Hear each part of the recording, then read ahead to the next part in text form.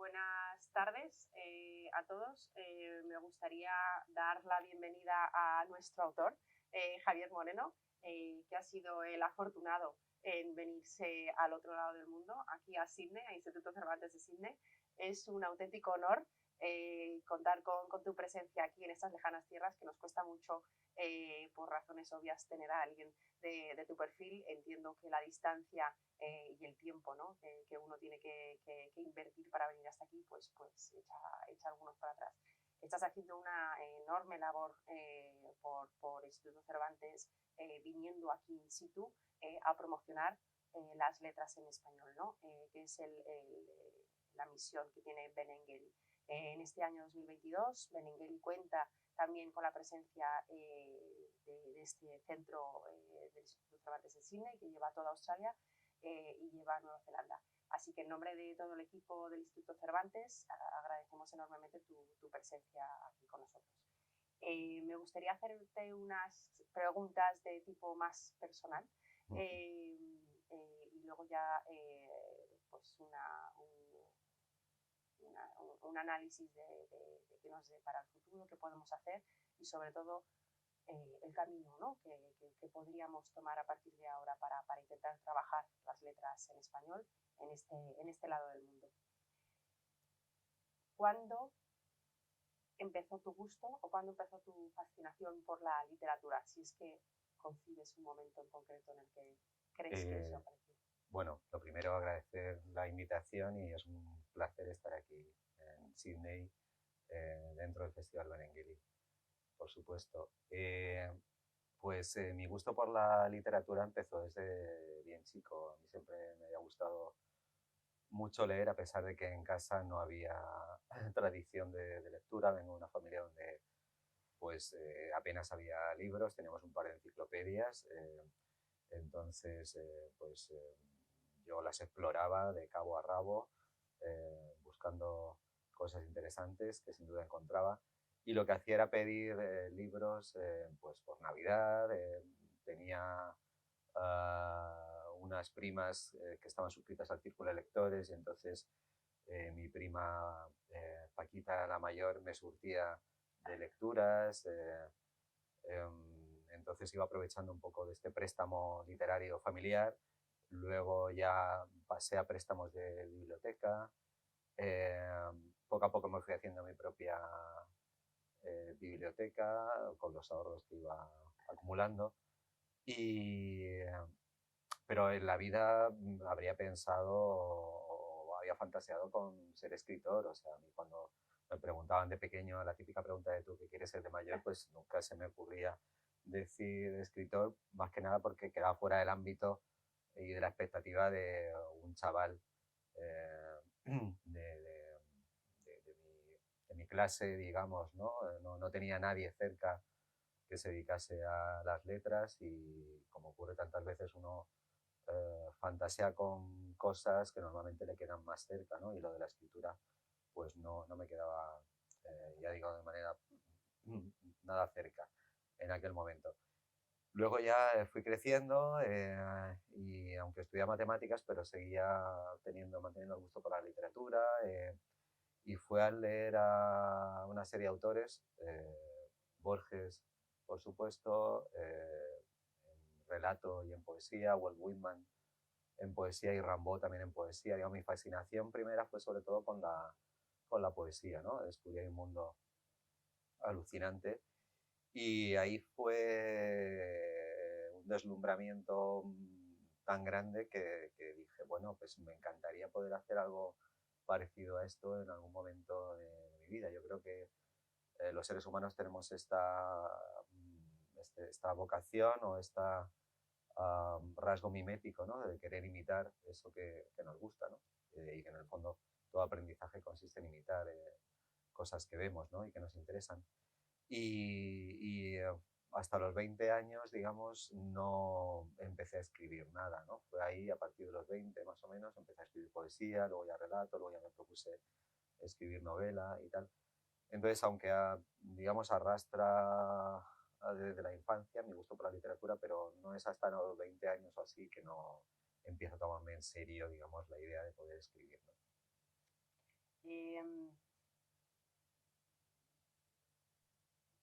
teniendo en cuenta el objeto de Benengeli, la misión de promulgar las letras en español, en este caso centrado en el realismo, te pregunto, ¿qué autor del realismo podrías considerar tu favorito, si pudieras elegir a uno? Pues no sé si uno en concreto. A ver, me interesa el realismo vinculado a la literatura decimonónica. Pues, digamos, Balzac es un autor que me interesa mucho, Clarín también me interesa mucho, Tolstoy. Yo creo que son esos tres pilares, sobre todo, los que constituyen la base, digamos, de una tradición personal realista, ¿no? Yo creo que son esos tres autores, ¿no? Serían los pilares un poco sobre los que yo podría apoyarme en términos de realismo. En la entrevista que acabáis de tener fantástica con Carmen Saucedo, habéis hablado de este tema de manera indirecta, pero yo te lo pregunto de forma indirecta. ¿Qué te inspira? ¿Qué te inspira a escribir? Pues normalmente suele ser la percepción de algo cotidiano, la mayor parte de las veces, que me sugiere algo al mismo tiempo extraño, ¿no? O sea, vislumbrar en lo cotidiano algo extraño de lo que ni siquiera yo había sido consciente, ¿no? Creo que la mayor parte de mi literatura parte de ese gesto perceptivo, ¿no? De lo cotidiano, en lo que anida algo que a veces puede ser siniestro o poético o que encuentre una relación con otra cosa, a veces personal, a veces abstracta, etc. O sea, poner en relación, normalmente siempre es una cuestión de poner en relación algo concreto con otra cosa que aparentemente no tiene mucha relación con eso, ¿no? Con lo que estoy percibiendo. Y entonces a partir de ahí se pone en marcha una dinámica de relaciones que crea una narración. Cuando hablamos de lo que te inspira, cuando hablamos de quién te inspira, cuando hablamos de cuándo viste un poco que tu camino era escribir, yo te pregunto, como tienes una profesión importantísima de abrir la mente a nuestros jóvenes de profesor, yo te pregunto, entre dar clase y escribir, ¿dejarías alguna vez de ser profesor para dedicarte a la literatura de manera exclusiva, a escribir? Pues yo creo que no.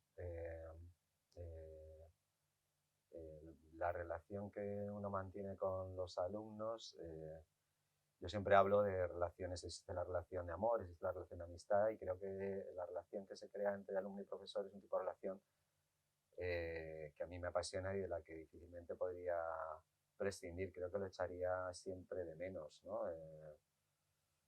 Ni siquiera la literatura podría cubrir ese hueco. Yo creo que no podría dejarlo. De hecho, aunque me queda mucho, pero pienso con temor en el momento de la jubilación, porque sé que voy a echar mucho de menos el contacto con mis alumnos. O sea que no me parece una disyuntiva viable la de la literatura o la de mi tarea como profesor. Me gustaría seguir simultaneándola durante toda mi vida profesional, vamos. Mejor. Sí, creo que sí. Aunque sea de estas preguntas que quedan, que no se suelen hacer, yo te pregunto, de estas maravillosas obras que tienes, ¿podrías elegir una favorita? Pues al menos me vas a dejar que elija, como practico distintos géneros, me vas a dejar que elija una de cada género, porque son como, aunque son hijos, pero como de distintas madres en este caso, ¿no? Entonces, pues en poesía elegiría Acabado en Diamante, en relatos elegiría Un paseo por la desgracia ajena, En novela elegiría Alma y en ensayo voy a elegir el único que tengo, pero del cual me encuentro muy satisfecho, que es El hombre transparente, ¿no? Entonces, bueno, pues ya digo, la familia es larga y numerosa, pero si tengo que elegir, y que me perdonen los demás miembros de la familia, pero pues, me quedaría con ellos. De esta larga lista de obras, y confiamos que siga ampliándose en la familia, has estado unos días con nosotros, el proceso de aprendizaje es eterno, ¿no? Nunca termina, pero confío que con este tiempo que hemos estado hayas podido, con nuestros compañeros, con nuestros colegas en las entrevistas, nuestro colega también en este caso, el autor australiano, percibir un poco cómo es la situación aquí en Australia, en concreto en Sydney. Y te pregunto, de esta larga lista de novelas, ¿cuál consideras y por qué que podría tener más aceptación en Australia? Pues en el mundo, Australia como integrante del mundo anglosajón, bueno, Alma ya está traducido al inglés y entonces sí que por una editorial norteamericana y ya tiene su difusión allí. Yo creo que Null Island, que es una novela que no he mencionado, es otra novela que creo que tendría bastante aceptación por el modo de estar narrado y la forma en la que está narrada. Creo que, en general, creo que mi literatura es bastante exportable, ¿no? Tengo amigos que siempre me lo dicen, joder, es que esto tendría que publicarse pues, en Francia, tendría que publicarse en Estados Unidos, ¿no? Como lugar así paradigmático del mundo anglosajón. Entonces, creo que Null Island, por ejemplo, es una novela que vendría muy bien, o sería bastante bien recibida en el mundo anglosajón y en concreto en Australia. En Australia, efectivamente, el mundo anglosajón, que está muy, muy lejos, es un lugar muy particular al que hay que acostumbrarse y adaptarse como en todos los lugares, ¿no? En el ámbito literario, y habiendo estado aquí, como digo, unos días, ¿qué tiene que hacer un autor? ¿Qué puede hacer el Instituto Cervantes de Sydney? ¿Qué podemos hacer para poder exportar, como bien dices, estas maravillosas obras en español a este lejano lugar? Pues en concreto, bueno, en general y en concreto aquí en Sydney, y bueno, desde luego festivales como el Benengeli, yo creo que es una buena manera de difundir la labor de los escritores y escritoras en español. Clubes de lectura también creo que es una manera bastante eficaz de divulgar y que permee la obra a un público lector, primero, digamos, de los que forman parte del Instituto Cervantes y luego, pues, con suerte para más allá, ¿no? de estos integrantes del Instituto Cervantes. Es posible que también un contacto más directo con el mundo editorial por parte del Instituto Cervantes, no sé de qué manera, a través de newsletters, de novedades editoriales españolas, a través de, o sea, de envíos a estas editoriales, incluso de vez en cuando el envío de algún libro puede ser a estas editoriales que tengan un perfil afín, ¿no? a esa publicación. No a todo el mundo, pero bueno, sí que hay editoriales más predispuestas por su catálogo a poder difundir o a publicar y a traducir estas obras de autores españoles. Creo que esas podrían ser vías no tan difíciles de dar a conocer a los autores. Y las traducciones, a lo mejor, si las editoriales avanzan o ayudan en ese área, fantástico. Y si no, a lo mejor también podemos nosotros ayudar a vincular, ¿no? Posibles traducciones de buena calidad, como también comentaba Carmen, Sí, para muchas que veces. esas obras lleguen, porque una de las características este lugar donde estamos es que el grado de permeabilidad del español todavía queda mucho por avanzar, ¿no? Lo dijo el propio Andrew Pipos cuando estuvo mirando nuestra biblioteca. Qué pena que no hable mejor español para poder leer todos estos libros. Entonces, bueno, sin duda en Cervantes seguirá y lo hará siempre. Trabajaremos en extender el español, pero también, pues a lo mejor en lo que al mundo literario se refiere, para que pueda tener mayor aceptación o aceptación, digamos, más rápida de estas obras en español, pues sin duda, a lo mejor trabajar con el mundo de las traducciones. Sí, a ver, la traducción es muy importante. Lo que pasa es que la mayoría de las veces la traducción se pone en marcha a raíz de un encargo editorial, ¿no? O sea, el traductor suele ocupar un terreno intermedio entre la editorial y el autor o la gente literaria en su caso. Pero bueno, sí que hay traductores que funcionan de manera más o menos autónoma y a veces es a raíz de la iniciativa del traductor que se pone en contacto con una editorial que se pone en marcha la traducción y posteriormente la edición, ¿no? Si la editorial está de acuerdo en la publicación. Sí, el traductor es una piedra importante dentro del edificio de la edición. Bueno, como todo comentas, todo te inspira, con un poco de suerte, a ver si conseguimos con esta experiencia y estos días que has estado aquí con nosotros y este mundo tan lejano que has podido degustar en estos días, a ver si conseguimos que Sydney te inspire un poco. Seguro que sí, los seguro. lagartos, los tiburones, los ibis, los australianos, el Instituto Cervantes de Sydney, con un poco de suerte, a ver si conseguimos inspirarte. Te pregunto, ¿qué nos depara Javier Moreno en un futuro a corto plazo?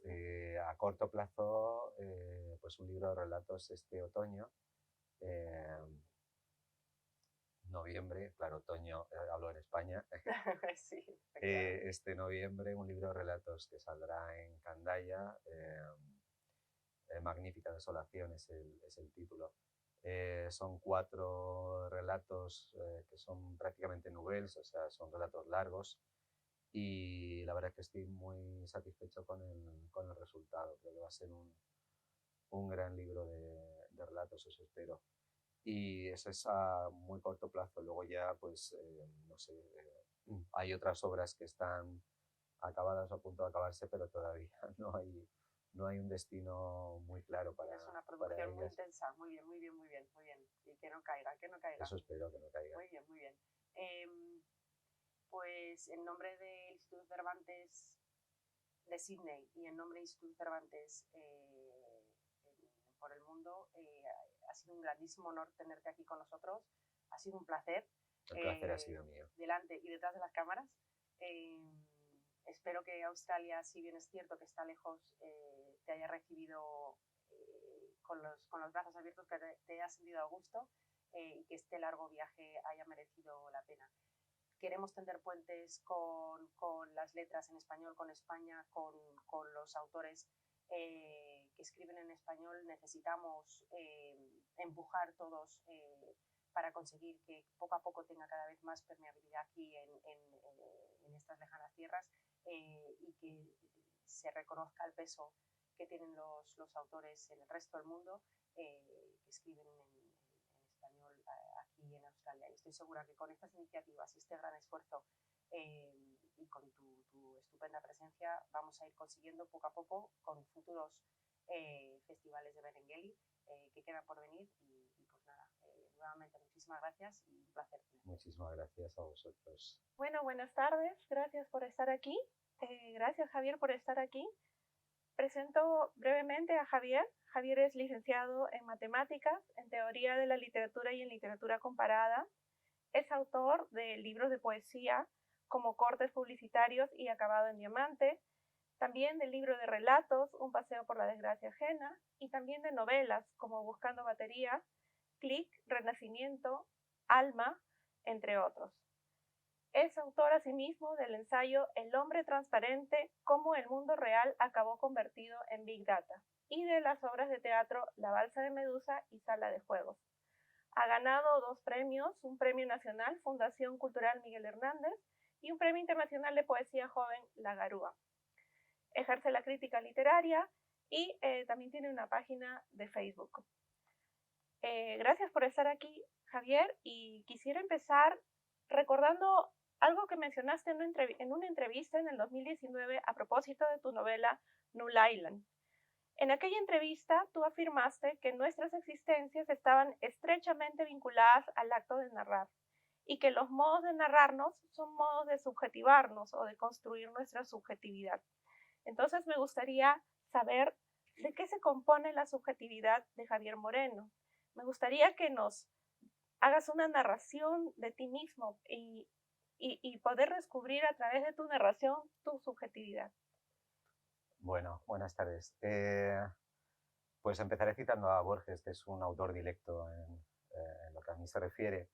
Cuando, bueno, Borges se refería a la metafísica, que era una variante de la ficción, ¿no? Pues de alguna manera la subjetividad o el relato que hacemos de nosotros mismos también creo que forma parte de la ficción, no al 100%, por supuesto, es decir, somos seres vivos, tenemos que cumplir con ciertos aspectos básicos como la alimentación, tenemos relaciones humanas, queremos a las personas que son personas de verdad, ¿no? Las que tenemos a nuestro alrededor, pero sí que el relato que hacemos de nuestra vida, cuando hablamos de la infancia o de lo que nos pasó ayer o hace 5 minutos, tiene que ver con el relato y por tanto todo lo que tiene que ver con el relato de alguna manera está relacionado con la ficción. ¿Qué es lo que dejamos de contar? ¿Qué es lo que seleccionamos de todo eso que tenemos a nuestro alrededor? Forma parte del trabajo cotidiano de la ficción. De alguna manera todos somos escritores, ¿no? En el momento en el que relatamos, contamos a alguien lo que nos pasó hace un tiempo o alguna anécdota de la infancia, de la adolescencia o de hace 5 minutos.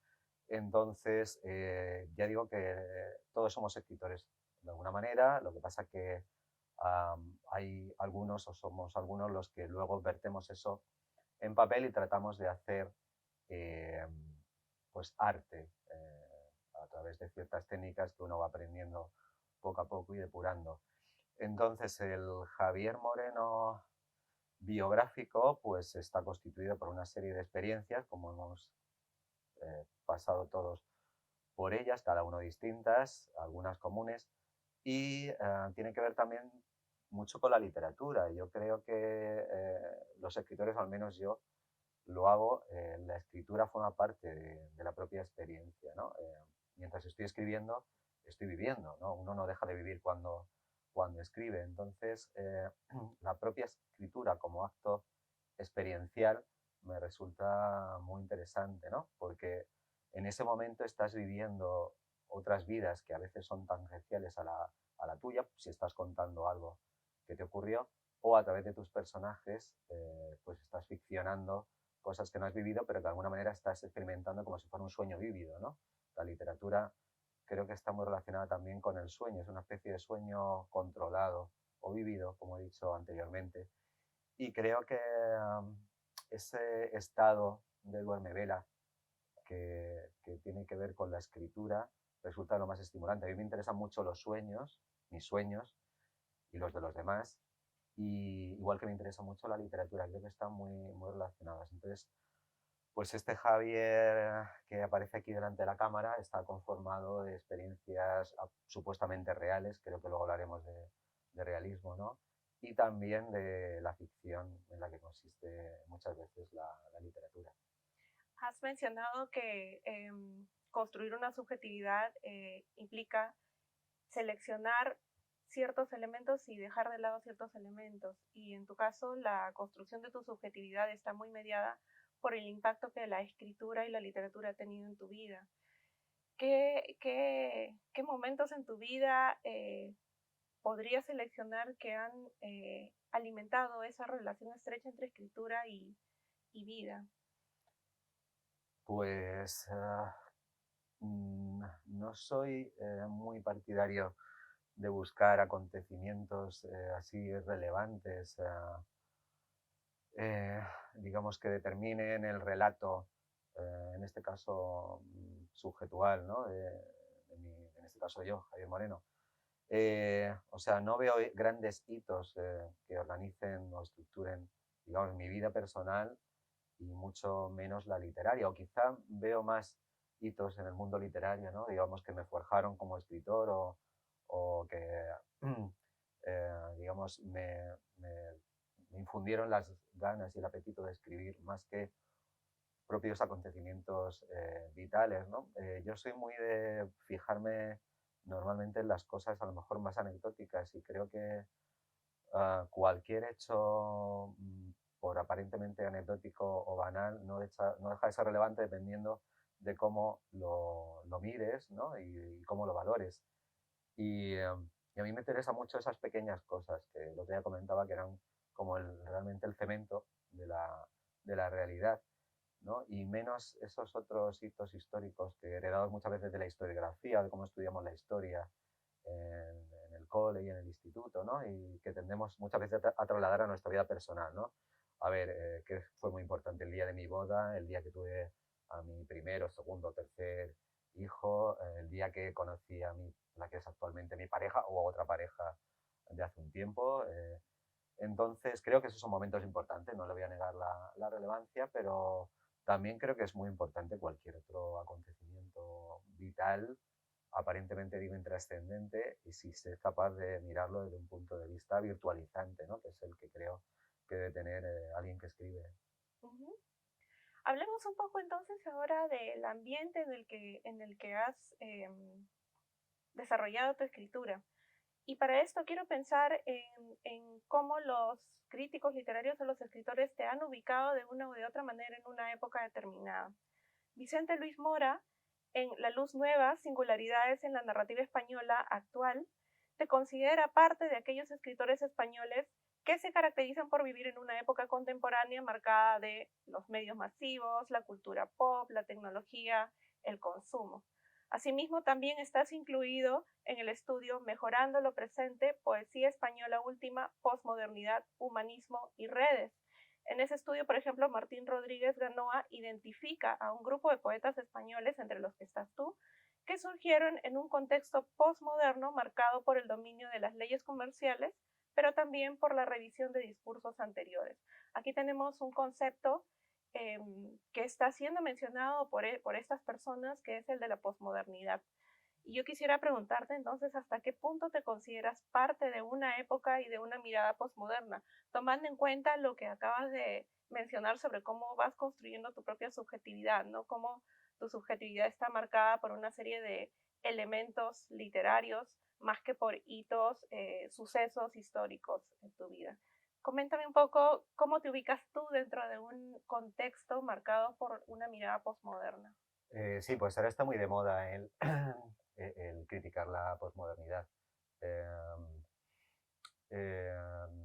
No entiendo muy bien por qué, o si lo puedo entender, ¿no?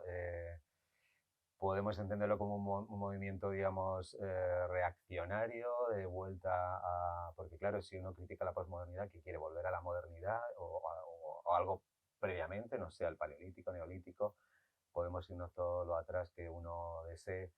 Y no entiendo muy bien esta crítica a la posmodernidad. Quiero decir, todos de alguna manera somos y seguimos siendo posmodernos. Creo que en general para bien, ¿no? Porque la posmodernidad ha traído una relativización de ciertos ideales que condujeron, la posmodernidad es hija de Auschwitz, Hiroshima, etc. Surgió naturalmente porque la civilización occidental se dio cuenta de que los grandes discursos, digamos, comunitarios vinculados a lo religioso, a lo racial, a lo político, acabaron en una catástrofe que casi termina con la humanidad y acabó en parte con buena parte de la humanidad, ¿no? Entonces, ante eso, pues sabiamente, y no sé si de manera consciente, los humanos, o al menos Occidente, decidió que era mejor relativizar ese tipo de discursos, ¿no?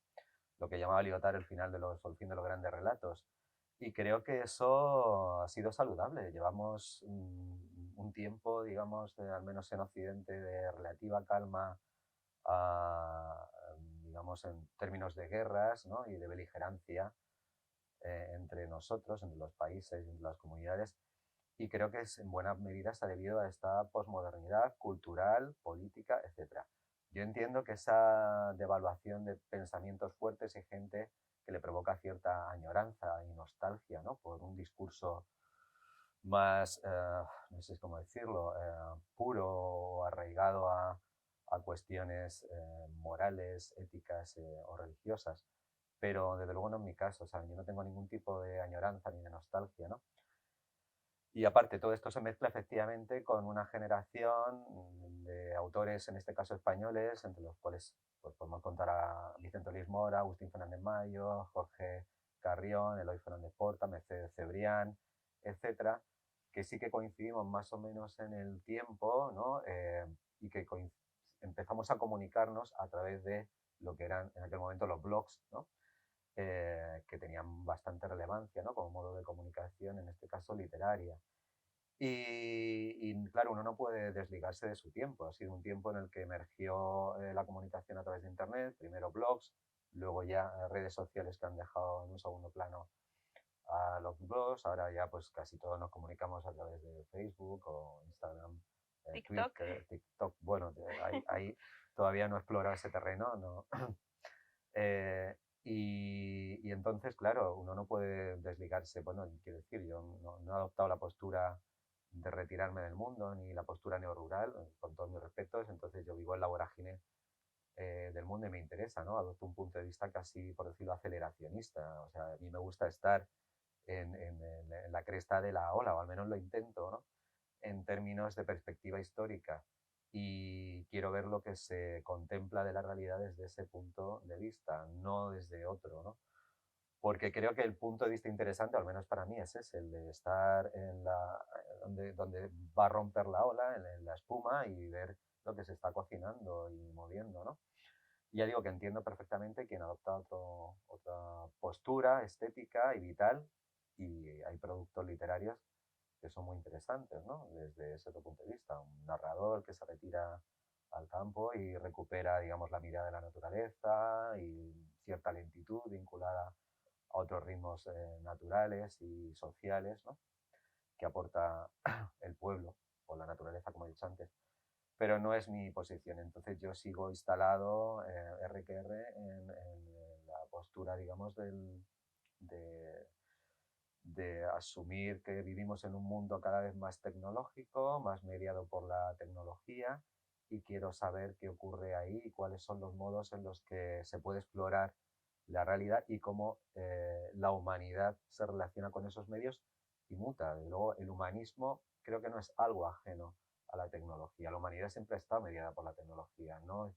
Para mí la tecnología y el lenguaje de la ciencia forman parte de la cultura. Eh, y creo que es una idea errada pensar que por un lado está el mundo de la cultura y por otro lado, o de lo social, y por otro lado está el mundo de la tecnología. Lo social y lo cultural ha estado ligado indisolublemente siempre a lo tecnológico, ¿no? Y creo que quien piensa otra cosa se equivoca de, de media a media. Entonces, yo quiero ver cómo lo humano va variando al hilo de la tecnología, cómo somos capaces de inventar nuevas metáforas a partir de lo tecnológico y de seguir siendo humanos, porque mi postura no es poshumanista, ni mucho menos. Yo creo en el humanismo, pero un humanismo que no esté desvinculado ni está desvinculado de la tecnología, repito, porque no son cosas distintas, sino que están incardinadas. Acabas de mencionar que, bueno, las tecnologías actuales producen una serie de metáforas. ¿Puedes comentar alguna metáfora que tú has producido a partir de lo tecnológico? Sí, por ejemplo, en mi última novela, Omega, que salió hace unos meses, pues de alguna manera lo acabo de recuperar lo que hacía Cronenberg o sea, bueno, en la película Crash, y Ballard en la novela en la cual se basa la película de Cronenberg, ¿no? Ballard usa, digamos, la metáfora tecnológica. La novela de Ballard está escrita, digamos, si no recuerdo mal, en los años 70, por esta época del siglo XX, y usa la metáfora del automóvil, que era en aquel momento una industria potente. Los personajes están fascinados por la velocidad y por experimentar accidentes automovilísticos porque su aspiración es a fundirse a fundir su carne con el metal, ¿no? Hay un personaje, de hecho, que está obsesionado con empotrar su coche con el de una actriz, ahora mismo no sé si voy a recordar el nombre, pero bueno, su fantasía es empotrar su coche con el de la actriz, ¿no? Y fusionar, ya no tener una experiencia sexual con ella, sino que para él lo máximo es fundir los cuerpos y el metal, ¿no? De los coches con esta actriz, Elizabeth Taylor. Entonces, creo que funciona. A ver, la idea de Ballard está claro, no hay que tomársela literalmente. La idea es cómo el erotismo muta o se apropia a partir de los elementos tecnológicos. Y está claro que la velocidad y la propia belleza física casi futurista del coche, pues aporta una visión nueva del erotismo, ¿no? Entonces, en el caso, yo pensaba que era posible hacer algo similar a lo que hizo Ballard, guardando la distancia, vamos, sin, sin querer compararme con él. Pero creo que ahora mismo la metáfora válida no es la de la automovilística, que es una industria que, bueno, pues sigue funcionando, pero no es la primordial en este momento. La industria primordial ahora es la de los datos, la informacional, ¿no? La de los medios. Entonces, en mi novela, los personajes, digamos, experimentan un nuevo tipo de deseo sexual ante la visión de las pantallas, el tacto con las pantallas y la interacción a través de los medios digitales, ¿no? Y entonces me resulta muy interesante ver cómo efectivamente, creo que en parte ocurre así, cómo nuestra libido y nuestra manera de relacionarnos y de erotizarnos en solitario y también con los demás está ahora mismo muy mediada por las tecnologías, ¿no? Entonces eso pues es una manera en la que creo que se puede mirar y no deja de ser una visión humanista porque en el fondo somos personas de carne y hueso y estamos siempre dentro de lo mismo, que en el fondo es experimentar un placer erótico pero usando unos medios, en este caso tecnológicos, ¿no? Sí, y, no, y estás relacionando siempre el aspecto más básico del ser humano, como los deseos, como la libido, con algo contemporáneo como es el desarrollo de la tecnología, ¿no? Claro. Inclusive a cómo se entiende al día de hoy. Sí, sí, en ese caso, sí, efectivamente, lo más primitivo, en este caso, en contraste, o no tanto, con lo más radicalmente novedoso que es lo tecnológico. Pero bueno, eso aparentemente no es tan distinto, ¿no? Digamos, los deseos están alojados en nuestro cerebro, en el cerebelo, el bulbo raquídeo, etcétera, y de ahí de nuestros deseos en el fondo, que se transforman luego en las redes sociales, en likes, en retweets, etcétera, eso curiosamente se convierte en datos, se datifican, ¿no? Y se convierte en algo aparentemente muy frío, como son datos, ¿no? Es curioso cómo sí, hemos pasado a una industria, precisamente la automovilística, basada en la extracción del petróleo y en los medios fósiles, a otra industria, que es la de la gratificación, extraída de la parte fósil de nuestro cerebro, o más antigua de nuestro cerebro, que es el cerebelo y el bulbo raquídeo, ¿no?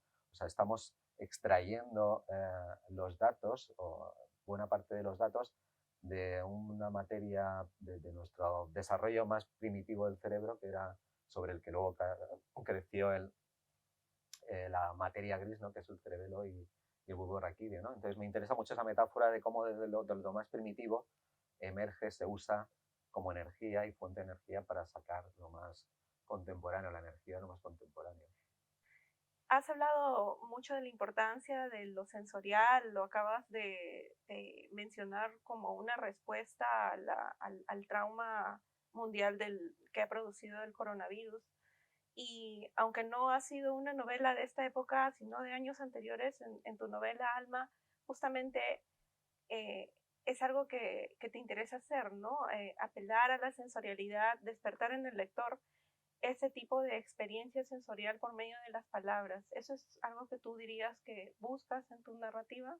Sí, digamos, en mi narrativa se entremezclan dos extremos. Por un lado, la abstracción, que está más relacionada con mi formación científica, sobre todo matemática, y luego lo concreto, la búsqueda de lo concreto, ¿no? A mí me interesa mucho cómo lo abstracto es capaz de aprender lo concreto y viceversa, ¿no? Cómo a partir de lo concreto puedo extraer cosas. Y en esa dialéctica entre lo concreto y lo sensorial, ¿no? Y lo abstracto es donde creo que me muevo con bastante facilidad y naturalidad, donde me siento más cómodo. Entonces, y aparte, en el contraste, digamos, también creo que al lector le produce, digamos, un cortocircuito en el buen sentido estético que puede resultar estimulante, ¿no? Al menos a mí cuando soy lector, no solo escritor, a mí ese tipo de metáforas o de conexiones entre lo aparentemente banal o intrascendente y lo supuestamente más vinculado a lo abstracto, ¿no? Que puede ser algún contenido relacionado con la ciencia o la matemática, pues en ese choque, digamos, me interesa mucho que las chispas que producen es el choque de ambos mundos aparentemente desconectados. Sí, tiene que ver justamente con lo que has mencionado, con tu formación. De hecho, quería recordar que en una ponencia del 2018 tuya, en el encuentro literario Neo 3, organizado en Barcelona por Eloy Fernández Porta, tú establecías un paralelo entre Jorge Luis Borges y su metáfora más conocida, el Aleph, con los descubrimientos tecnológicos de aquel entonces, como por ejemplo el desarrollo del Internet o la teoría de los números transfinitos, ¿no? Entonces, en esa ponencia inclusive comentaste que Borges había sido enterrado en Ginebra, el mismo lugar en el que el físico Tim Berners-Lee desarrollaba la World Wide Web. Entonces, efectivamente, tú en tus discursos, ya sea en una ponencia, ya sea en tus productos literarios, no separas estas dos áreas, tecnología o ciencia por un lado y literatura o ideas o filosofía por el otro, sino que las interrelacionas.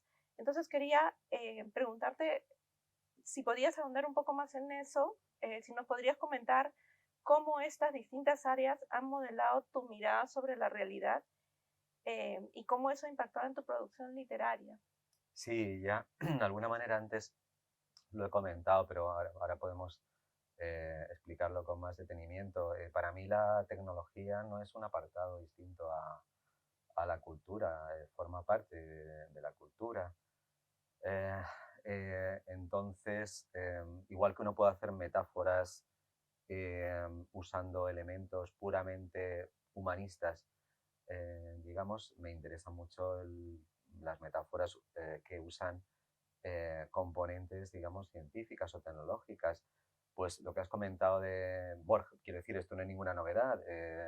Borges, a la hora de escribir el Aleph, Borges había escrito una reseña de un libro de matemáticas. Bueno, había escrito muchísimas reseñas, pero en concreto uno es de un par de escritores norteamericanos donde hablaban, entre otras cosas, de los números transfinitos de Cantor, ¿no? Cantor fue el creador de la teoría de los números transfinitos, donde habla del Aleph sub 0, del Aleph sub 1. Borges coge o toma muchos elementos, no solo su relato está concebido a partir de muchos elementos y por supuesto lo ha cuajado con el talento incomparable de su escritura, pero la noción del Aleph tal cual pues está clarísimamente tomada de una teoría de un matemático del siglo XIX que es Georg Cantor. Entonces nadie puede venir a achacarle a Borges, oye, ¿por qué has cogido esto y lo has metido dentro de tu relato? Borges estaba apasionado también por ciertos contenidos matemáticos y lógicos que luego él incorporaba a sus relatos. Quiero decir que no resulta tan sorprendente ni debe sorprendernos de ninguna manera el que un autor literario incorporase el lenguaje y las disciplinas científicas y tecnológicas a la hora de elaborar su literatura, ¿no? En mi caso ya digo que lo vivo de manera natural, si tengo una formación, digamos, pues no sé llamarla anfibia en fin, yo creo simplemente decir humanista, ¿no? Creo que soy humanista en el sentido más amplio y ese humanismo incorpora, por supuesto, a las ciencias y la tecnología. Intento apropiármelas para darles un uso literario y creo que salen cosas muy interesantes de esa apropiación. A lo largo de esta conversación pues han salido varios temas literarios que a ti te interesan, ¿no? El trabajo de las metáforas, la tensión o no tensión o armonía entre lo abstracto con lo concreto, el papel de la tecnología. Quería preguntarte sobre si tienes algunos otros temas o dilemas literarios recurrentes, además de de los que ya hemos conversado. Quizás algo relacionado con el mercado editorial o quizás con la figura del escritor o con la recepción. ¿Hay algunos otros temas, además de estos que ya has desarrollado, que sean preocupaciones tuyas que hayas desarrollado tanto en ponencias como en productos literarios? Yo creo que hemos hablado en general de casi todas las cosas así que me obsesionan en términos literarios. Quizá la cuestión de los géneros, digamos, me interesa mucho. Quizá por eso me he movido también entre la poesía, el relato, la novela, el ensayo. También me obsesiona la cuestión genérica en términos literarios, ¿no? ¿Dónde acaba la novela y empieza la poesía o viceversa, ¿no? O hasta qué punto una novela es capaz de incorporar un tono ensayístico sin que se resientan las costuras, ¿no?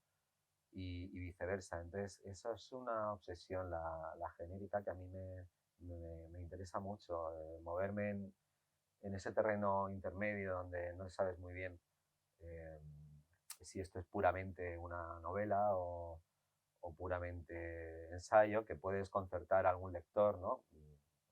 Menos avisado, pero que a mí me interese también en ese sentido provocar un poco, y porque creo que en el fondo, desde cierto punto de vista, es muy fácil pasar del uno al otro, ¿no? Y ese terreno intermedio y mestizo me interesa mucho. También me interesa cada vez más, ya porque uno cumple años, también la cuestión del pasado y de la incardinación de mi generación en la previa y en la posterior de mi hijo, ¿no? Entonces ese sentimiento de eslabón de una cadena generacional quizá ahora sí que está surgiendo más y me preocupa más como escritor, y probablemente algún proyecto futuro tenga que ver con ese desarrollo o con el desarrollo de esa manera, ya no solo verme a mí personalmente, sino, como siempre me interesan más las cosas, de verme incluso como generación, como una generación entre otras dos. ¿Qué es lo que mi generación ha aportado o ha perdido en relación a la anterior y ha aportado o a perder eh, en relación a la siguiente, ¿no? Sí. Has mencionado que te interesa el tema de los géneros y de hecho, bueno, Borges jugaba mucho con esta idea de los límites difusos entre la ficción, entre el ensayo, entre lo que consideramos no ficción, etcétera.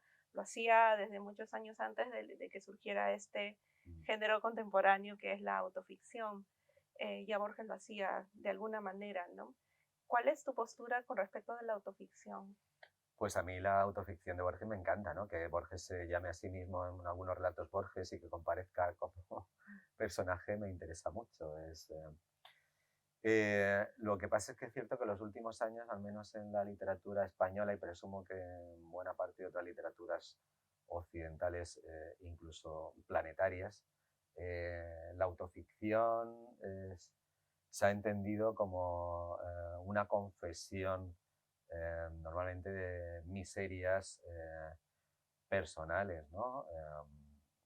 Entonces, pues llega un momento en el que empalaga y satura un poco tanta miseria, ¿no? Y esta apertura, digamos, de mostrar las carnes y las entrañas de tantísima gente que efectivamente, pues todos hemos tenido nuestros problemas en esta vida, algunos más que otros, y entonces se crea una especie de morbo, ¿no? Que goza de cierto privilegio entre el lector porque, bueno, todo lo que suene y ese indicio de realidad es cierto que goza con un poco con la ventaja del público, porque ya digo, vivimos un momento en el que el realismo creo que es un ingrediente al que el gusto del lector no es capaz de renunciar. Entonces, esa apetencia por lo real nos lleva muchas veces al morbo de disfrutar con mejor o peor digamos, el resultado literario, las obras de estos escritores, ¿no?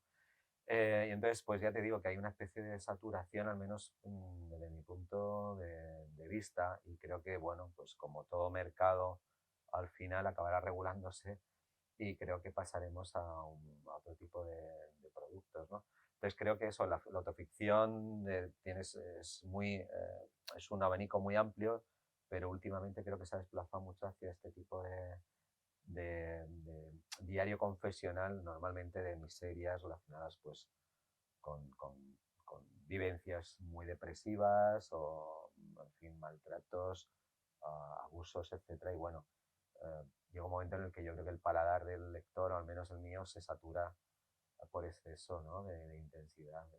Es por eso que quizás también te quieres distanciar un poco de mencionar hitos históricos en tu vida o que quieres llevar a una reflexión más abstracta. Sí, sobre todo porque yo, a ver, yo tengo un problema con la identidad, ¿no? Y los discursos identitarios, lo voy a confesar. Y entonces, hacer de eso tu identidad, identificarte con las cosas que te han pasado, que han podido ser dramáticas, ¿no? Pero yo creo que siempre uno tiene la libertad de identificarse. Creo que a pesar de todo lo traumático que haya podido ser tu experiencia, creo que uno siempre tiene el derecho de identificarse con otras cosas. Entonces, hacer de ciertas vivencias tu identidad y ofrecerlas a un público, en este caso lector, legítimo, me parece, pero de luego no es mi apuesta, ¿no? Yo reivindico la libertad de construir mi identidad a partir de otras muchas cosas que tienen que ver con lo exterior, ¿no? A mí me interesa mucho las cosas, lo externo, ¿no? Lo de fuera, y creo que a mí me constituye fundamentalmente la capacidad que tengo de observar eso que está afuera y que le puedo mostrar al lector, que normalmente eso le pasa desapercibido, al que normalmente eso le pasa desapercibido, ¿no? Y entonces ya digo que prefiero construir mi identidad a partir de otra manera y no a partir de mis miserias, que las tengo como todo el mundo, pero no me resulta estimulante literariamente hacer eso. Y sin embargo, sigue este desear construir una identidad propia a partir de la descripción o la observación o la reflexión de las cosas, es también parte de una narrativa del yo. Sí, claro, es una especie de, no sé, disciplina casi no sé si llamarlo, no es taoísta, ¿no? Lo podría vender como una especie de discurso de mejora personal, en este caso, de atender a las cosas, me parece algo básico y elemental, ¿no? Quiero decir, estamos muchas veces todo el rato mirándonos el ombligo, engolfándonos en nosotros mismos, ¿no? Y dándonos una importancia que rara vez tenemos, o sea, hay que confesarlo, quiero decir, normalmente somos muy poco importantes, ¿no? Salvo para unas cuantas personas que tenemos alrededor, para las que tenemos que ser importantes, y efectivamente así lo queremos. Pero en general creo que resulta mucho más estimulante ofrecer a los demás, pues eso, la capacidad que tenemos de ver ciertas cosas, que creo que todos las tenemos, y demostrar eso que vemos, eh, y a su vez nos ayuda a distanciarnos de nosotros mismos, y me resulta muy saludable. Ya por eso digo, bromeaba con lo del discurso de mejora personal, porque creo que en el fondo eso nos viene muy bien, ¿no? La atención a lo otro, a la alteridad, a lo que está allá afuera, ¿no? Salir del narcisismo este rampante en el que vivimos continuamente, y que las redes solo hacen sociales, y en general lo acrecentan, ¿no? Lo aceleran, ¿no? Entonces me parece que es muy saludable lo de estar mirando afuera, en realidad, de mirarnos a nosotros mismos.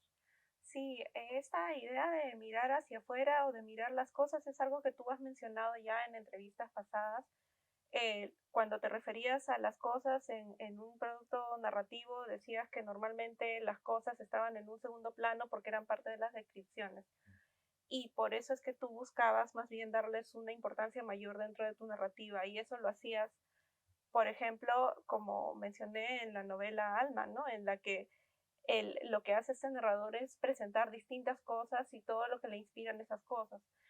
Pero no solo eso, no solo en la ficción, sino que también lo has hecho, he notado en tu página de Facebook, cuando escribes tus posts. Tus posts no son sobre ti o sobre lo que tú sientes de una manera directa, sino que te fijas, por ejemplo, en una bandera desgastada, te fijas en los grafitis que te llevan a ti a reflexionar sobre lo que es ser español, la esencia del español, o te fijas en las bolsas de basura que cargas a lo largo del camino y empiezas a pensar en cuánto eso puede combinar con tu ropa. Es decir, tu atención, de acuerdo con lo que nos estás explicando, es hacia las cosas que ves en el día a día y que te producen una reflexión. Pero aún esa atención a las cosas de alguna manera está diciendo algo de ti. Claro, claro, evidentemente, pero yo me estoy constituyendo a partir de esas cosas y del relato, pero por supuesto es alguien el que está hablando, es un ser humano, soy yo, no puedo prescindir. A ver, esto tiene que ver también con la idea del personaje de Null Island, que buscaba construir una novela. El personaje es un narrador que es escritor y que fantasea con escribir una novela sin personajes, ¿no? Claro, en el fondo estamos redundando en lo mismo, que es una novela sin personajes. Pues es la fatiga de este narrador, contador de miserias, que en el fondo está haciendo un doble juego porque él está también contando sus miserias, porque tiene padece un síntoma de impotencia, ¿no? Pero bueno, es un doble juego que yo me permito ahí incluso con sentido del humor, y en el fondo lo que busca es pues crear una novela sin personaje, y tiene que ver con la propia impotencia, ¿no? La impotencia de la narración, de crear un personaje. Y tiene que ver con eso que estás, con eso que estás diciendo, efectivamente. Lo hago continuamente en la narrativa y también en los estados de Facebook. Me resulta, pues a veces lo hago, como todo el mundo, pongo una foto, pongo una noticia personal, como no, caigo en ese juego, como lo hace todo el mundo, no tengo más remedio que hacerlo, pero me interesa más, pues bueno, cuando cuento algo de las cosas y mientras las cuento de ellas, pues al mismo tiempo me estoy contando yo y me estoy construyendo yo a partir de ellas.